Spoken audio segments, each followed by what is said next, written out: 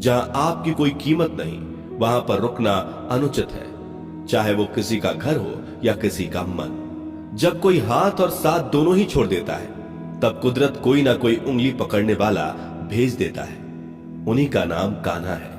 जो मन को नियंत्रित नहीं करते, उनके लिए वह शत्रु के समान कार्य करता है। हे अर्जुन, व्यक्ति जो चाहे बन सकता है, यदि वह विश्वास के साथ इच्छित वस्तु पर लगातार चिंतन करे।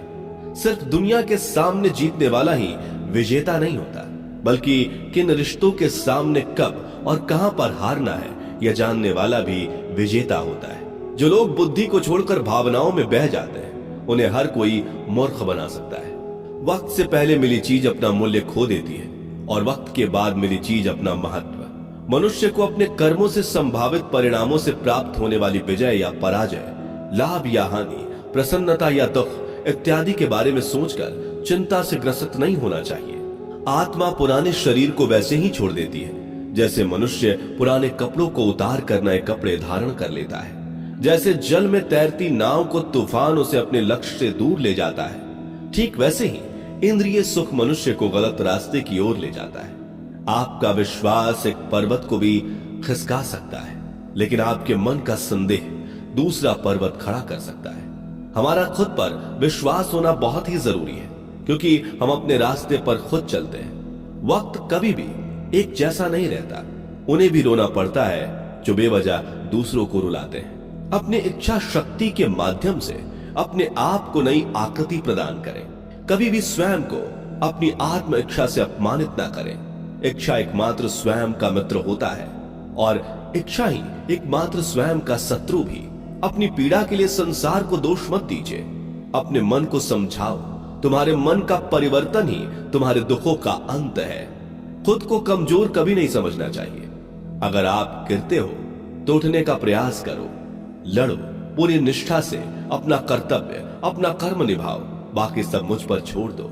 हो सकता है हर दिन अच्छा ना हो, लेकिन हर दिन में कुछ अच्छा जरूर होता है। धैर्य रखिए। कभी कभी आपको जीवन में सबसे अच्छा पाने के लिए सबसे बुरे दौर से गुजरना पड़ता है। रोना बंद करो। अपनी तकलीफों से खुद लड़ना सीखो, क्योंकि साथ देने वाले भी शमशान से आगे नहीं जाते। समय जब न्याय करता है, तब गवाहों की आवश्यकता नहीं पड़ती है। एक उपहार तभी असली और पवित्र है जब वह हृदय से किसी सही व्यक्ति को सही समय और सही जगह पर दिया जाए, और जब उपहार देने वाले व्यक्ति के दिल में उस उपहार के बदले कुछ पाने की उम्मीद ना हो। सुंदरता आपके दृष्टिकोण में होती है। किसी को कीचड़ में खिला कमल भी लुभाता है और किसी को चांद में भी दाग नजर आता है। हे अर्जुन, जो कोई भी जिस किसी भी देवता की पूजा पूरे विश्वास के साथ करने की इच्छा रखता है, तब मैं उसका विश्वास उसी देवता में दृढ़ कर देता हूं। उदय किसी का भी अचानक नहीं होता। सूर्य भी धीरे धीरे निकलता है और ऊपर चढ़ता है। धैर्य और तपस्या जिसमें है, वही संसार को प्रकाशित कर सकता है। हे अर्जुन, स्वर्ग प्राप्त करने और वहां कई वर्षों तक वास करने के पश्चात एक असफल योगी का पुनः एक पवित्र और समृद्ध कुटुंब में जन्म होता है। शब्द उतने ही बाहर निकलने चाहिए जिन्हें वापस भी लेना पड़े तो खुद को तकलीफ ना हो। मन अशांत हो तो उसे नियंत्रित करना कठिन है, लेकिन अभ्यास से इसे वश में किया जा सकता है। अहंकार और संस्कार में फर्क है। अहंकार दूसरों को झुकाकर खुश होता है, संस्कार स्वयं झुककर खुश होता है। सेवा सबकी करो, मगर आशा किसी से मत रखो, क्योंकि सेवा का सही मूल्य ईश्वर ही दे सकते हैं। जब सत्य की असत्य से लड़ाई होगी तो सत्य अकेला खड़ा होगा और असत्य की फौज लंबी होगी, क्योंकि असत्य के पीछे मूर्खों का झुंड भी होगा। अकेले रहना तुम्हें यह भी सिखाता है कि वास्तव में तुम्हारे पास स्वयं के अलावा और कुछ भी नहीं। जब परिवार के सदस्य अप्रिय लगने लगे और पराये अपने लगने लगे, तो समझ लीजिए कि विनाश का समय आरंभ हो गया है। क्रोध आने पर चिल्लाने के लिए ताकत नहीं चाहिए, मगर क्रोध आने पर चुप रहने के लिए खूब ताकत चाहिए होती है। जो आपका है वह आपको मिलकर ही रहेगा, फिर चाहे उसे छीनने के लिए पूरी कायनात एक हो जाए। दो प्रकार के व्यक्ति संसार में स्वर्ग से भी ऊपर स्थित होते हैं। एक वो जो शक्तिशाली होकर भी क्षमा कर देते हैं, और दूसरे वो जो दरिद्र होकर भी कुछ दान करते हैं। प्रेम शरीर या सुंदरता को देखकर नहीं होता, प्रेम हृदय से होता है। जहां दो हृदय मिल जाए वहीं प्रेम जन्म लेता है।